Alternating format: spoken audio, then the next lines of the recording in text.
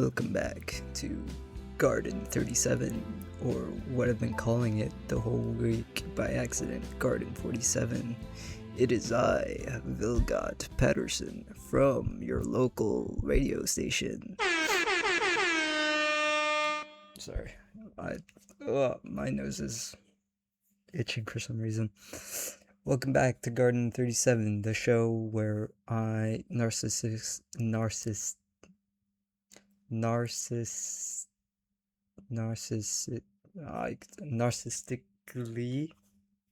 talk about my own stuff. Last episode we talked about Tread Garden, the platform I'm uploading this video on. Hope you guys enjoyed that episode. I uploaded, today's Saturday, so around 2 days ago.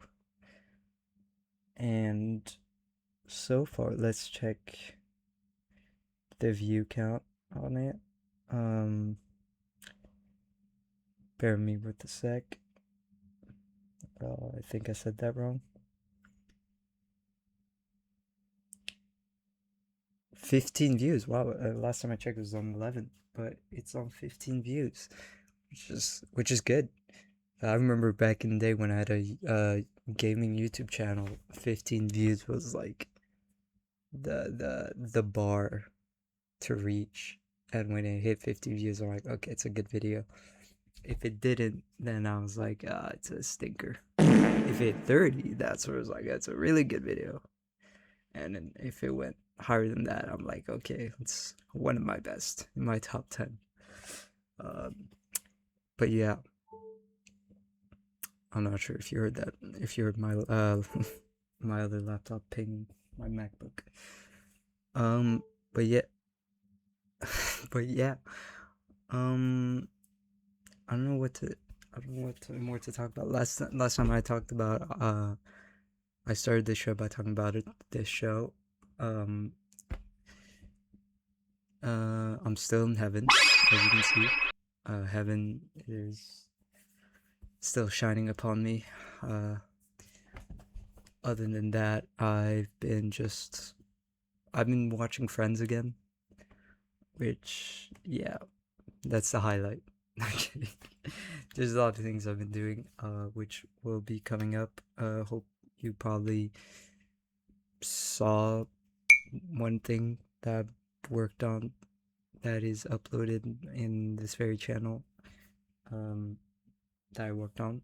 I'm super proud of. And yeah, other than that, nothing more to say.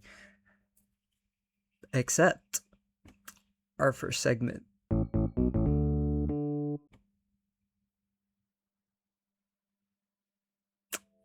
Sorry. Learning from last time. Last time I gotta put the segment. I remember while editing the first episode, I noticed I sucked at transitioning to the other segments because I was freeballing it. So, album of the week. Let me tell you something. There's a lot of good albums that released between the time I did the first episode. These are honorable mentions. Oh Yeah by Steve Lacy, which is what an album. It's a lot of short and sweet, that album, which it's a good and bad thing. So far my favorite song of the album is Nothing, and I recently got into Oh Yeah because of the Spider-Man movie, which was brilliant film. Might be the best live action Spider-Man film. I have to rewatch Spider-Man 2 to figure that out, and also let time pass on from it, because it's so that recency bias doesn't go into it. Other than that, there's a new Strokes album, which is also amazing album, which is the opposite of the Steve Lacy album, which is long form, like a nice long. It feels like a road trip album. You know how Steve Lacey's song is like nice, short, and sweet. This one, the songs just go on and go on, but in a good way. It's like a full-on journey, each song. Which this album has been highly. It's like a big divide between people because, like every Strokes album, to be honest. If you look back at the history of albums, not well, except maybe their first one, their albums haven't always been divisive. I think that's the word, not divided. So I'm not surprised this one is, especially because of the autotune's a big contention, but I don't mind it. I kind of like it. It's like I think Instant Crush. Instant Crush is a nice way to get used to Julian with autotune, but I think this album, it's used quite well. It reminds me of like when he uses it, it's kind of like a robot trying to express emotion, but him with the robotic voice, it kind of withholds him, which is nice. It's like a nice wall that he's trying to pierce. My favorite song on that one is The Fruits of Conquest. I think it's quite groovy. It's really groovy. And then this album's quite groovy. It has the grooves. It's quite funky. It's like, yeah, it's quite funky.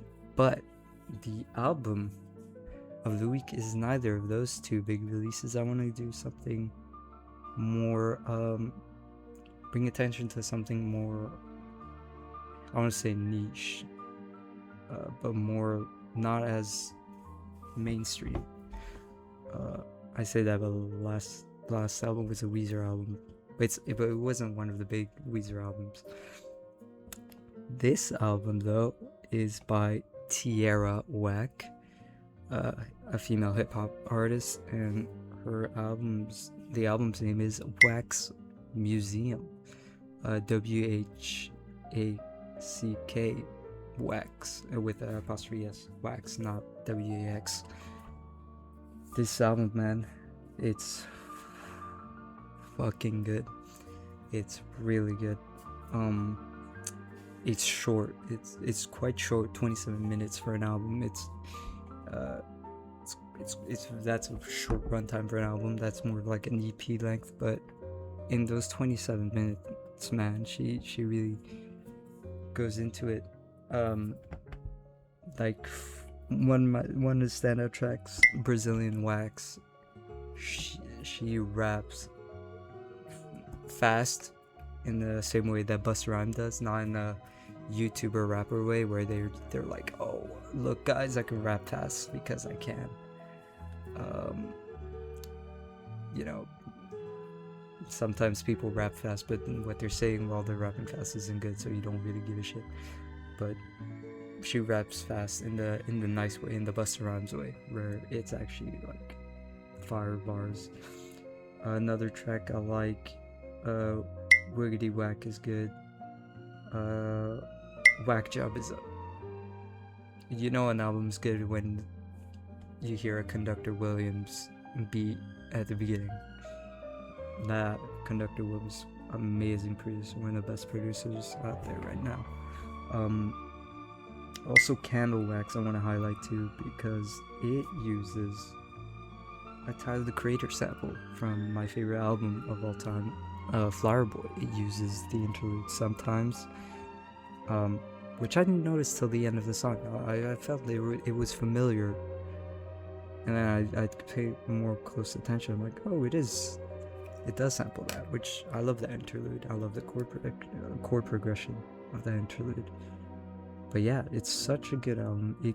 It's just pure nice hip hop, boom bap, more on the boom bap side.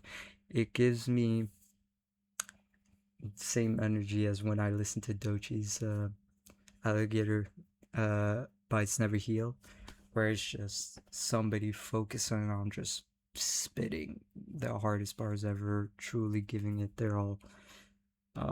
And in this just simple project, it's simple not in a derogatory way, but like simple, and it's effective, you know, like it's effective with just the bare bones stuff.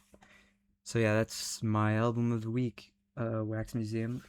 Shout out to all the honorable mentions too. Listen to all of them if you can, or you probably have listened to the first two because they're like the big albums coming out of July. That along with the Charlie XCX album. But yeah. Garden. So let's head on to the main course of this video. 37. Whoa. Today we're gonna be digging through my first ever music video. Yeah, from memory. Right, it probably is my first ever music video. That at least the first ever music video that I directed and edited, and that I produced the song for. I chose to do this for the second episode since it's been a year. It probably has been a year since not only this video come out, but also my first album that I ever produced, Summer, has been out. Which I'm so proud of that being a feat of mine, an achievement of mine. You know, not everybody could say they've produced and written and done a full album. You know, so I'm proud of it. So I just wanna to look back on this music video because a lot to this day, Me and My Bike. I think Me and My Bike is the biggest song of mine. At least among my friends and stuff. Some of my friends keep on referencing it. People keep on saying it's the best. It's my best song, and they really like it. Some of my friends sometimes unironically sings the chorus, which is nice. And yeah, I thought it was a good thing to talk about. Especially the music video. And the reason I'm not covering the whole album is because, first of all, it's a whole album, so it will take up a major long time in the runtime. Just going through each individual songs, and also it kind of, I don't know, it demystifies the album. I feel like I don't want to explain to you what it means. Like how I'm not gonna really explain to you what Me and My Bike means. It's not like there's deep meanings to Me and My Bike. I think it's pretty straightforward about what the song is. But I'm not sure if I should give you the premise of the explanation of the song before we watch the video, or we watch the video. You know what? How about we just watch the video and then I'll go through it bit by bit. It's 3 minutes 26. And yeah, it's been a while I watched this video. Oh, Garden. that's recording. Me and My Mic, directed and edited by Vilga Pedersen.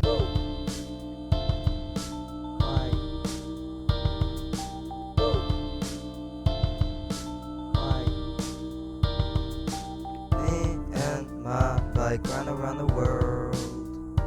Me and my bike. Run around the world. My bike crashed in the wall. At least this time I didn't fall. I'm a rookie, so don't judge me. If we race, you beat me. For an hour ride by the lake. Now falling in would be great. I love the air flowing through. It's giving me I love nostalgia going of at last super year. fast speed. The summer of sometimes last it goes out of control, so I crash into a pole. Even though I just started, I run into a road. The sidewalk is filled with brainless toads. Me and my bike run around the world. Me and my bike run around the world.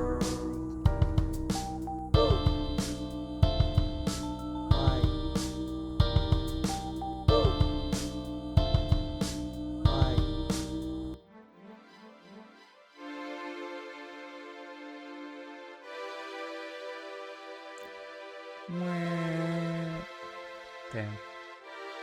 That's best shot, honestly, of Going down the music hill. video. Feel like I'm on the high pills. Going at full speed. That's the best shot. So it's so good that I reused it twice. Going at full speed. Wind is the only thing I feel. Spinning goes faster on the wheel. Got my hands on my brakes. Scared that my wheels are gonna break. Wind is blowing my hair away. The most peaceful moment of the day. What else can I say? Na na na na. Na na na na. Going at full. It's the third time I used that shot. Speed. That's how good it was. That's how good it was. Now I got full handle on my bars. Luckily I didn't crash into a random car. Need to fully adjust my gears, cause no control over things is what I fear. Like I said, don't wanna ride into the lake.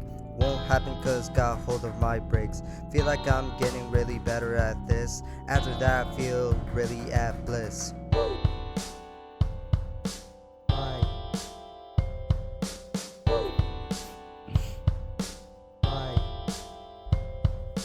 Walking up this stupid hill.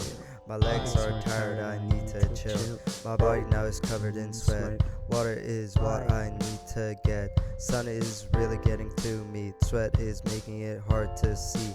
When I get home, I'm asleep. Gonna put the AC on to avoid the heat.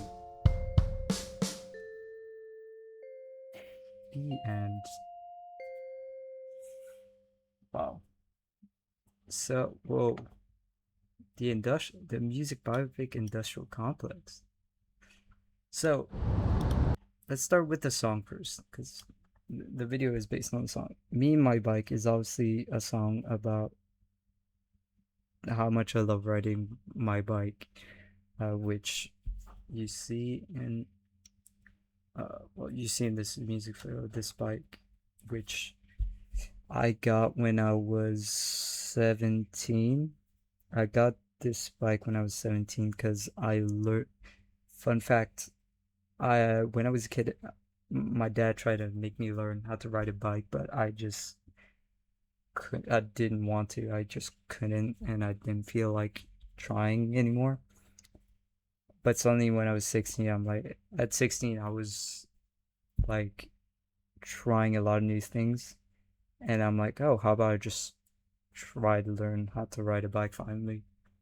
And it was literally just one day where I took like my sister's bike or something, and I was just practicing it, and then I learned how to ride my bike. And since then, I would sometimes like go out at night or go out in the morning and just ride my bike around the morning, which yeah, I really liked.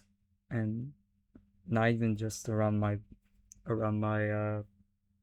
neighborhood, but I would go far sometimes with my bike. And especially during that summer, me and a couple of friends, we went out to we I didn't use that bike. We got some like bikes from one of my friends. He had like a place where you could get you can rent out bikes. I think for free, since it was like his apartment complex thing. And we spent a whole day just riding our bikes around this island in Japan called Odaiba, which is this. It's such a unique. It's a like a man-made island.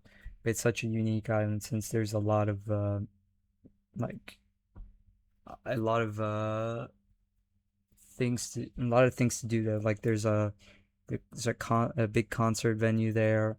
There's like an indoor Legoland version. It's not like the Legoland that everybody goes to, where it's like this big park. No, it's just an indoor version where they have like, the a big playpen and like a couple rooms where you see Tokyo built out of Legos and stuff. They have a Madame Tussauds. They have a big mall, and they just have a lot of like activity places in Odaiba. Um, they also have uh, a convention venue called Tokyo Big Sight, which me and my friends went at an anime convention there, which was the first ever convention I ever went to.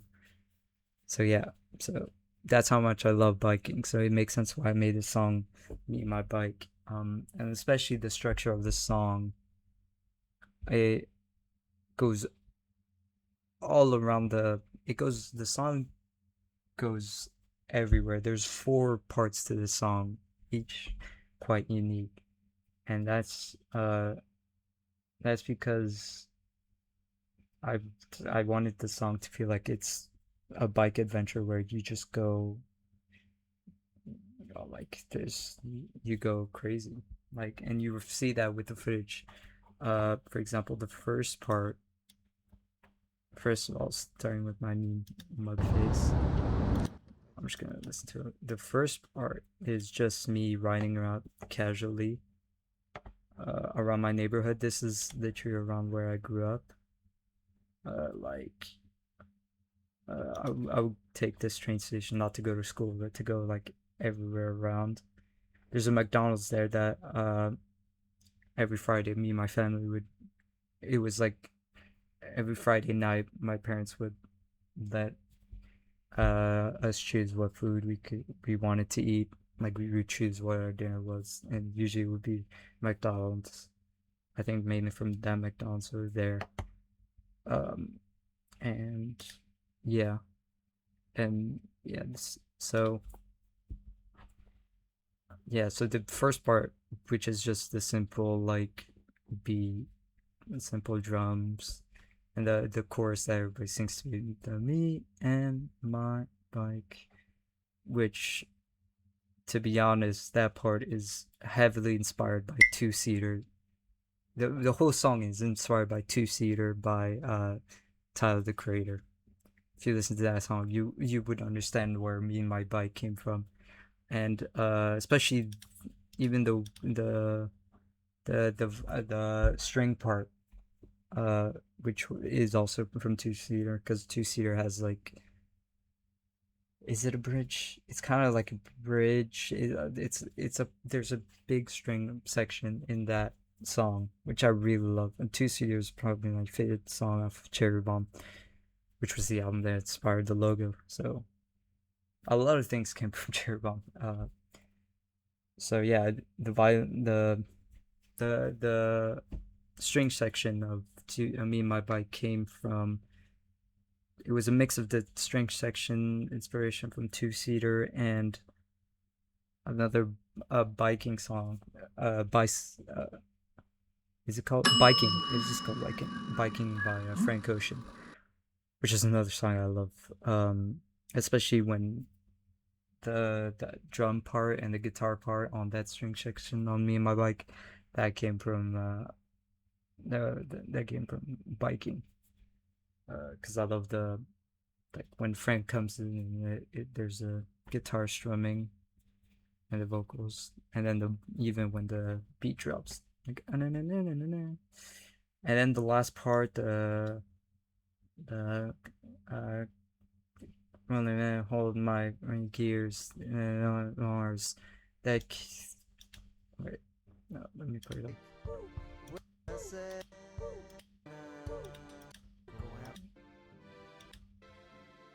Luckily, I didn't crash into a random car. Neither fully adjust my gears.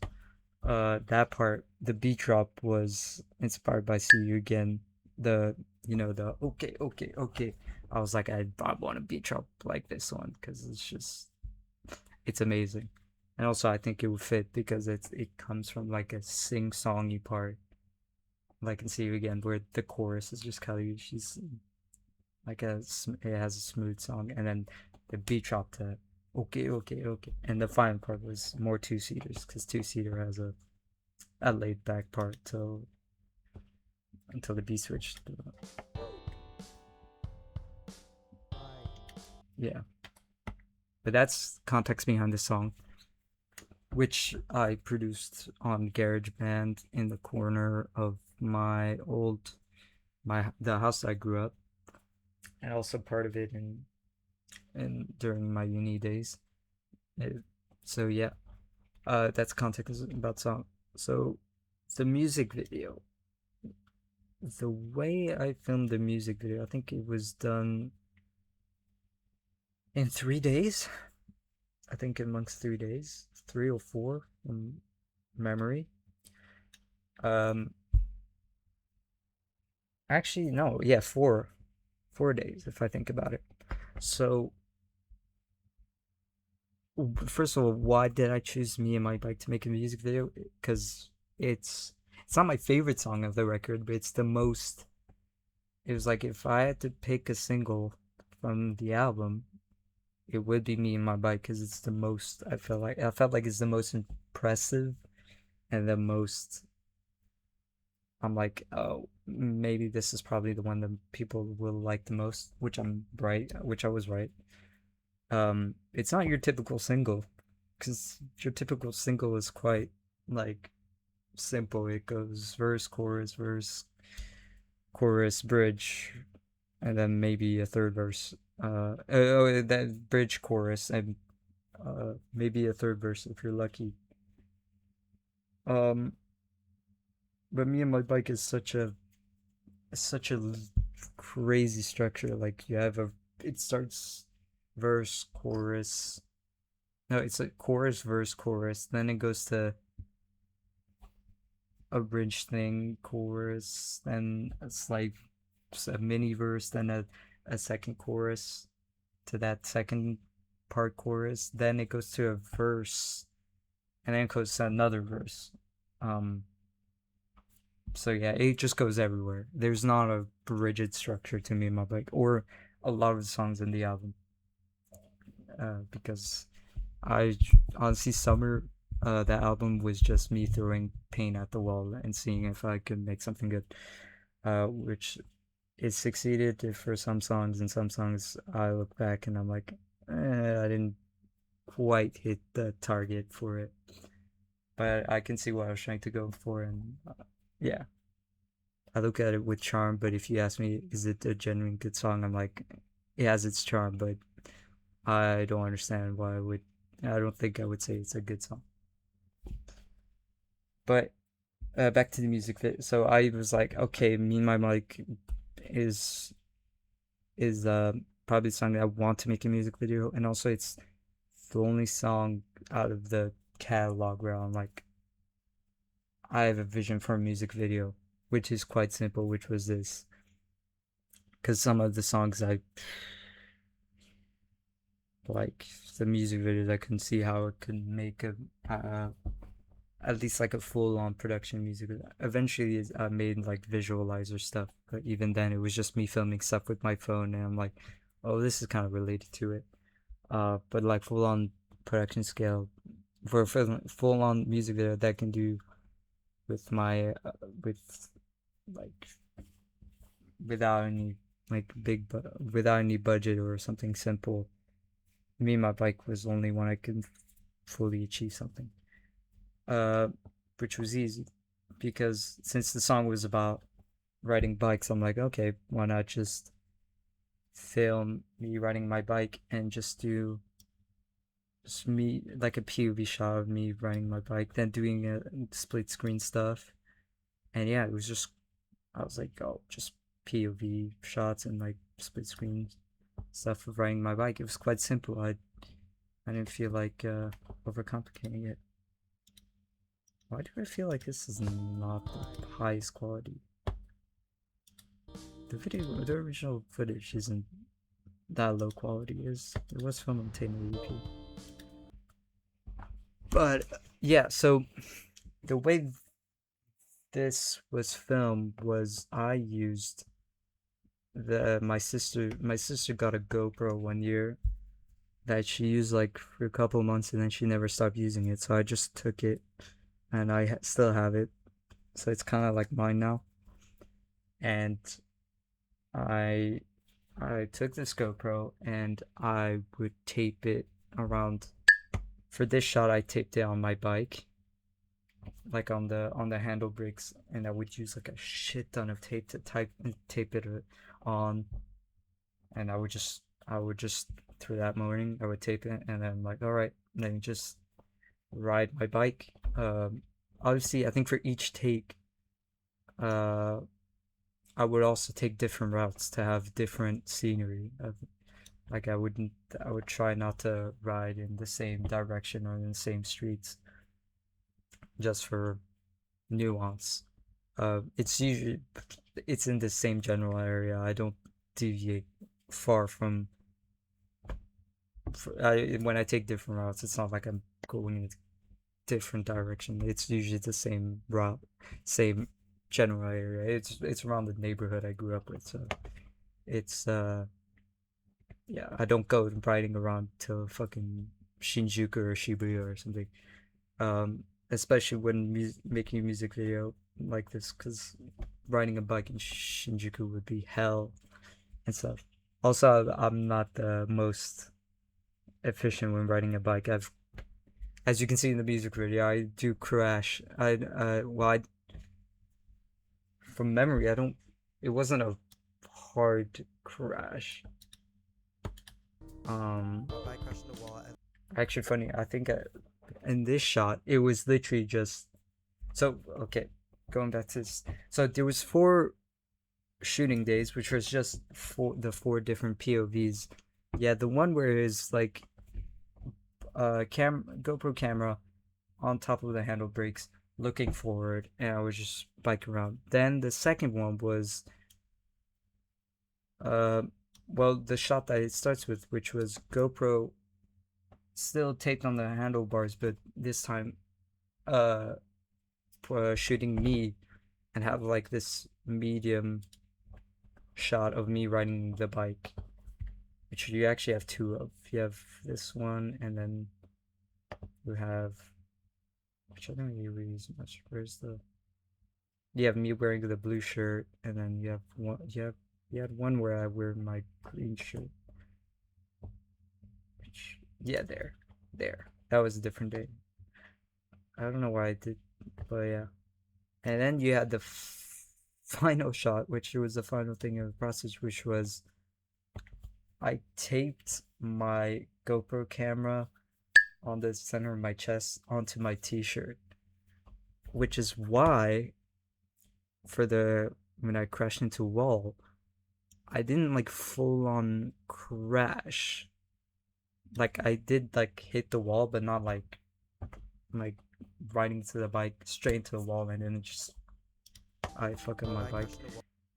It actually, what happened in that particular shot was I go down a steep hill, which you see it's the second shot. It's this shot where I go on down the steep hill, which is a very steep hill. I actually I think it was this hill where I went down the steep hill, and my tire kind of lost air, which made it impossible to ride back on the bike. So I literally had to walk back up. Not on this occasion, not when filming the music video, but another time I took this route, riding back. I remember I was like, "Fuck, I don't have no air on this bike." I remember walking home the rest of the time listening to Beyonce. But yeah, it's this particular shot. I got cut before. I didn't necessarily crash. What happened was the tape became loose, and it became so loose my camera just slipped out of my chest and fell and bounced around. Which is why like the rest of this shot, going up this stupid hill, this is where I hold it with my hand, because I think it's like the second time it fell out, and I was like, okay, the chest thing doesn't work, and I'm like, I think I have enough footage from POD. Oh, and I think this is still in my chest, but it's so loose, like the tape is about to fall off. That's why it's like super shaky. And you also see the tape at the end. No, this is when I'm hand holding it, but it still has tape on the camera. So yeah, it's a very like DIY. I remember just buying like a big roll of tape from 7-Eleven and just like using a lot of tape to make sure. I have a photo of I have a video I have a video called Summer Bread in Tokyo. Um and you see me in part of one clip in that video is me filming like the setup I had on my chest, which I'll probably show now. Yeah, which is crazy. So it's quite a DIY um video. So that's how I did it. Um as for the editing process, quite smooth. I think I remember one thing I had to do was like for every day I had to quickly um uh put the footage into my computer so that I had enough space for the day after or something like that. And I most of these it was I filmed the music video was predominantly filmed in the morning, like early morning, like back then I would wake up like 7 a.m. and I would go bike at like 8 or something. Um, and I would do that because I was like, oh, morning time. It's not as crowded, so there's much room for me to bike around without like trying to dodge people and stuff. Um, and also I want it to be really sunny, so I was like, oh, morning sun's just right out, so it makes sense. Which you can tell, for example, here you see the shadow still forming. It's quite empty. Um, yeah.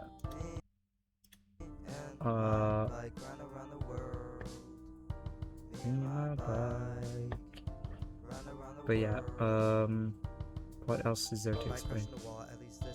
Yeah, also for there's an editing mistake which I noticed rewatching this. It's such a minor mistake, but you see there's like one line. There's like a 1 pixel line, black line. That's just because I didn't position the camera angles perfectly. It's not that noticeable anyways. This shot, the hardest shots would be, at least for me, of the music video is the rolling down the hill one, because I remember back in the day, I was not nervous of going down the hills. It was actually my favorite part. Actually, this is a botanical park right next to my old house, my family's old house. They moved away from it, but so when I would just have a quick trip to go bike around and listen to music, I would just bike around this botanical park, which influenced the way the song is structured, which is why it starts casual, because I would just bike casually in just a narrow straight road. It was like it wasn't like a big road, and as you can see, like here where it's like a big car road and stuff, it's like, just when you get into it, it's like small roads like that. And then I had to bike around down this hill, which it's like a night. It's not as steep as the previous one where I dropped the camera, but the problem with this hill is at the end. When the problem with biking down the hills here, I think in general in Tokyo or something, is like there's not a lot of space for me. It's not like it continues down and goes onto a it continues straight forward. I have to go back down fast, and then I have to try to swerve into the so I don't crash in front of in the front of the gates. Which back in the day I it was like not saying it was not a problem, but I would do it quite regularly, so I was not that nervous to do. But in this music video, where's that? It's when the beat drop happens. I do the most during the music video shoot. This wait, let's just go to the shot first. Yeah, this is the first shot where the camera falls out. I cut it Got before then. full handle on my bars. Luckily I didn't crash into a random car. No, actually, I think it just fell out later. It fell out later. I think Need to fully this adjust from as you can see from just that camera shot, you can tell that the camera is the bike is hella swerved that way, and that's one of the most that's one of the times where that's like the the top one moments where I was the most that's it unbalanced, like the most like I swerved so close to the ground. Like that's the most where my feet, like this part of my feet was like very close to the ground, my gears, cause no control. but I managed to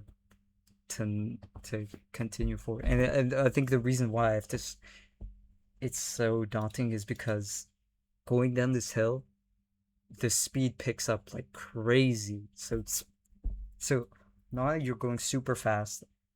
Even when like I think I brake in I start like slightly pushing the brakes on it just so I can like slow down slow it a little bit. But even then it goes so fast. And so fast I have to quickly find a smooth way to swerve. But yeah, and then usually this route being in the context of the song, then I would continue going straight forward with increased speeds because of the swerve and stuff. And then I have to go on a steep hill up, and I'm like, I don't want to bike up a hill. Like I would be like too lazy to do it, so that's why it's like walking up this stupid hill. My legs are tired, I need to chill. I'm covered in sweat, which makes sense because this is Tokyo heat, where it's humid as fuck, and it would be 30 regular, like each day it would be 30 degrees Celsius. So you're drenched in sweat, which I don't mind. I like up to that high of a heat. So obviously after you bike, which is like you sweat a lot when biking, you're covered in sweat. And then also and then there will be a vending machine on top of that hill, which sometimes I would buy a drink. And then I talk about getting in my room and turning the AC on, obviously, because of the fucking hard heat. But yeah, that was. I just want to talk about that it is steep hill. As you can see the election board. I forgot what it is exactly. I think it's for either mayor. Is it mayoral? It's probably mayoral, but also it's like local politics. But yeah. Uh, what's another thing I want to point out? Uh, obviously you see that I'm listening on, on wired headphones. Um, if I'm probably guessing that I'm either listening during the summer. I was listening to a lot of New Abnormal, because I remember on my way to the airport in Bristol to go to Japan, I listened to the album, and throughout the whole summer, I was obsessed with it. So yeah, the New Abnormal by the Strokes, by the way. Or yeah, or no, actually, I think by the was it? I was like, maybe it probably some Tyler stuff. Maybe not. Don't tap the glass part. I'm not sure. I think it was before Don't Tap the Glass came out. When was this video uploaded? It was, yeah, July 6th. It's too early for Don't Tap the Glass, so no. But it's probably like I'm listening to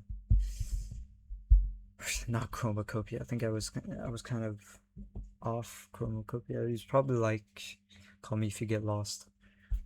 Cause that's my summer album. That, or did Clips drop yet? Maybe when did Clips drop the God song out? That's another album I mentioned. All the albums I'm mentioning, you should probably listen to those. They're great. Did No, not yet either. So it's probably like New Abnormal and Tyler stuff, or like Strokes. I was starting to get into the. I was starting to get more and more into the Strokes. By that point, I listened to Is This It, Room on Fire, and New Abnormal. So yeah, the Strokes. Also, me biking on the big road, I would rarely do still, because I was scared of getting hit by a car. One funny story: while I was biking in Japan, I crashed into an old man once, by accident, obviously. What he was biking as well, so he was like, we were biking parallel, and I started swerving and kind of hit him by accident. Um, Not fun. I was freaking the fuck out. I apologized like crazy. What? The fucking rewind thing to because of the transition. That transition, honestly, I worked so hard on.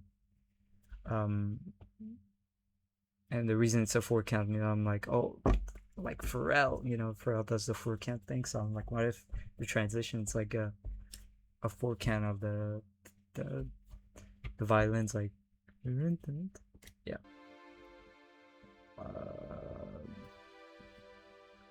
What else? What else do I think that's about it. Editing was a breeze since there's not a lot to edit really. It was just scrambling through the footage, cutting to the beat.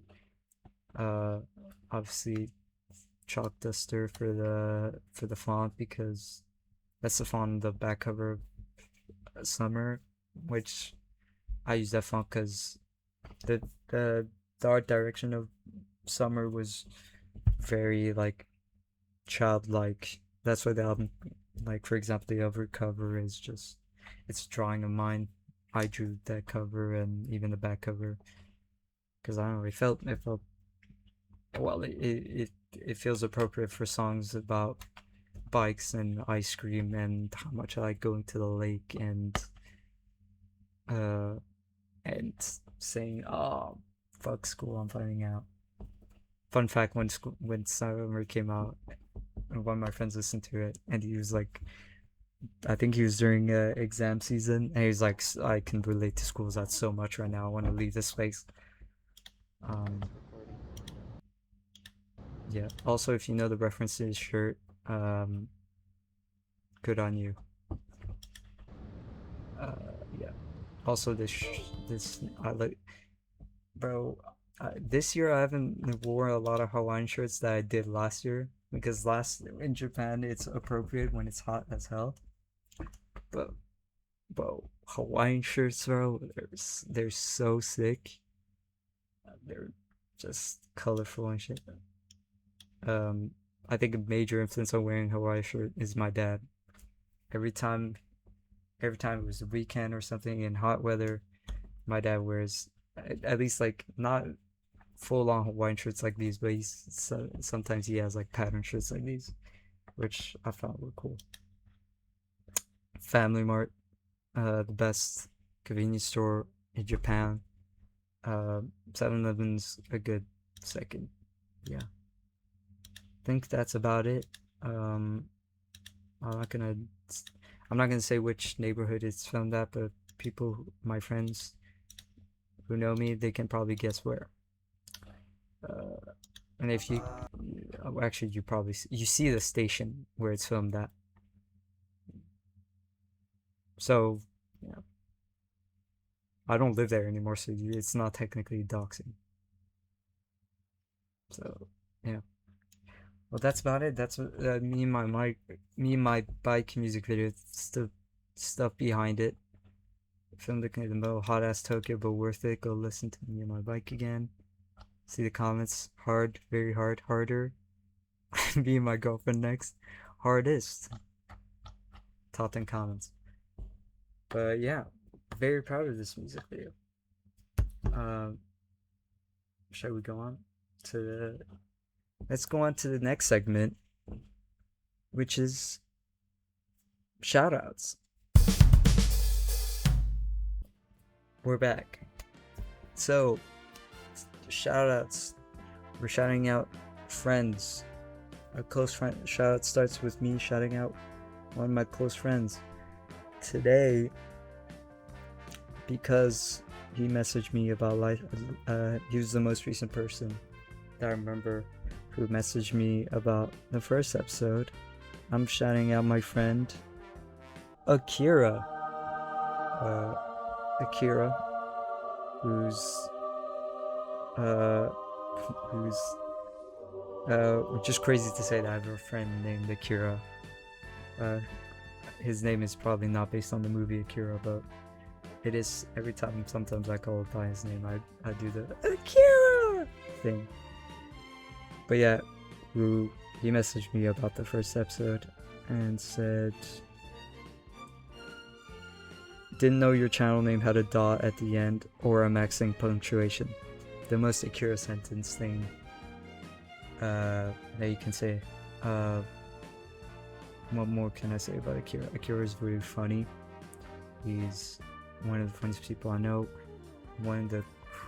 Speaking with him always leaves your mind in confusion, but also joyful, because he says the craziest. He doesn't say the craziest stuff, but it's just the way he sometimes explains stuff is just. It's hard to follow. It's hard to follow what he's saying because he just blurts it out. And he's a big Star Wars fan, so every time you greet him, you have to say hello there. Yeah. Shout out to Akira. That's you, Akira. Now, shall we go on to the Instagram? To the Instagram account.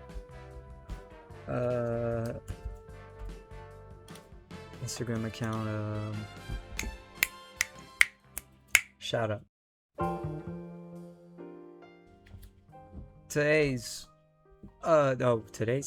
This week's Instagram shout out is Hungry Kaysana or Oksana Danilyuk, which I recently followed, but I've seen their content a lot. And obviously, as you can see, they're an art Instagram. They do amazing drawings, honestly, amazing marker drawings, which I love. And most of their content is just them showing off their art, or my favorite stuff about their content is them showing the process. It's like a nice ASMR, and I draw on a sketchbook, and sometimes I wish I could be as carefree and messy as her. Like with the I love the splashy background and just to be able to fix that. But for me, I'm so worried to make a mess. I don't have a board like that in the background, so I might stain my desk or something, or even that I'm so worried about like having the stains go on the page next. But yeah, Posca markers I love using Posca markers, and she does so well. One thing I like about her style, first of all, the colors, the primary colors usage. I'm a big fan of just the primary colors, just using the blue, red, and yellow. I just like that combination. But one thing I like about her work is just the splashy backgrounds with the text, and then the amazing character drawing, the tape that like when she splashes and then removes the tape to complete the sketch. The what do you call this? It's not shading, but the lines. I'll just call it the lines. The goofy characters. This one with the big eye and this one with no eye.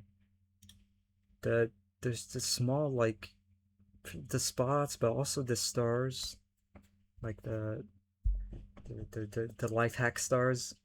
You know, when people teach you how to like, oh, here's an easy way to draw stars, and it's that one. It's her art style is very punk. It's punk rocky. Is that a great description of it? But yeah, it's really good. Especially this one of Haley Williams, of her album that came out last year. But yeah, just one thing about her art, it's very in your face and stands out really great. And the videos that she do on the process is just, it's so satisfying to watch. She has a tutorial for it, but yeah, shout out to her. Well, but yeah, it's about time to wrap up this episode. Garden.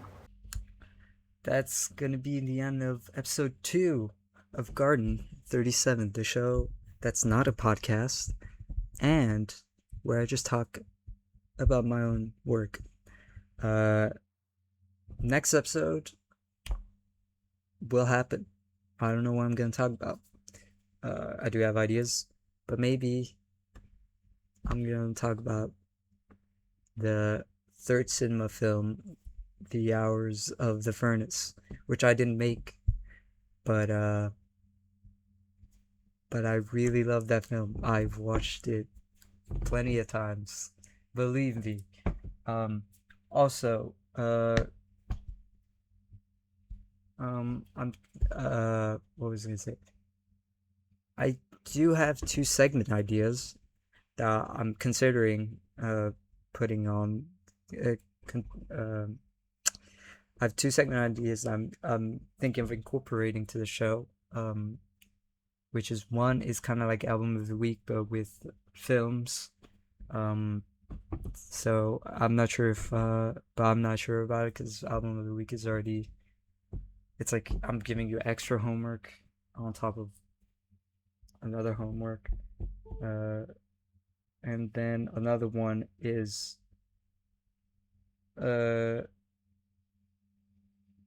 Q&A is a Q&A thing, or like if you guys put a question on the comments, I'm happy to dedicate a section of the show to answer comments. So yeah, that's about it. See you next week.